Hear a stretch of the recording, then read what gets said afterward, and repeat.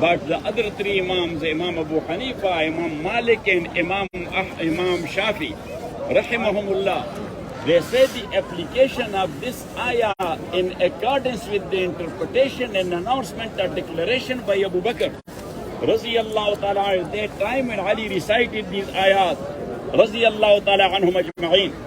So Sayyidina Abu Bakr said, Allah, لا يحجن بعد هذا العام بالبيت مشرك ولا يطوفن بالبيت عريان.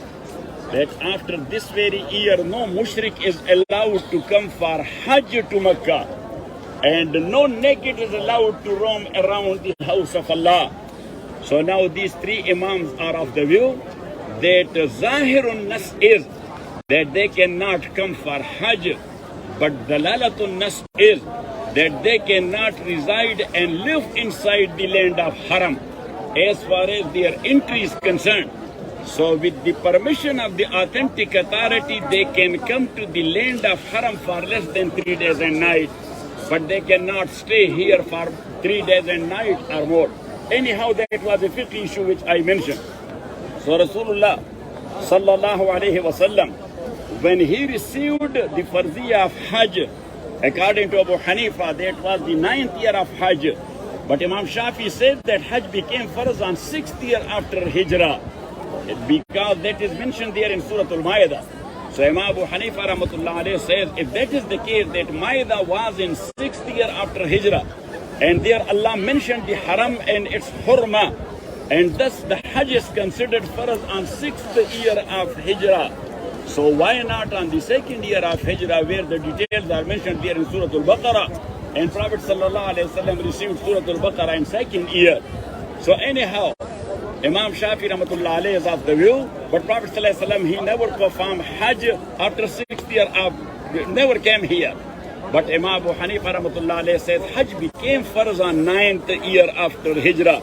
And then Rasulullah sallallahu alayhi wasallam, he sent Muslims under the leadership of Sayyidina Abu Bakr. He was Amirul Hajj. Why the Prophet ﷺ did not come? Because of two reasons.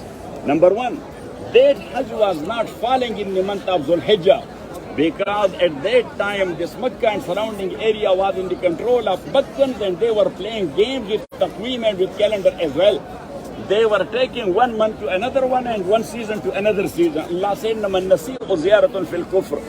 So as the Hajj was not falling in its proper month, so that was one reason. And number two, as mushrikeen were coming on that very year, so they were naked and they were clapping and whistling. Prophet ﷺ was not going to mingle with them in Hajj, but at least he was giving a message to the non-Muslims that now Haram is for Muslims only.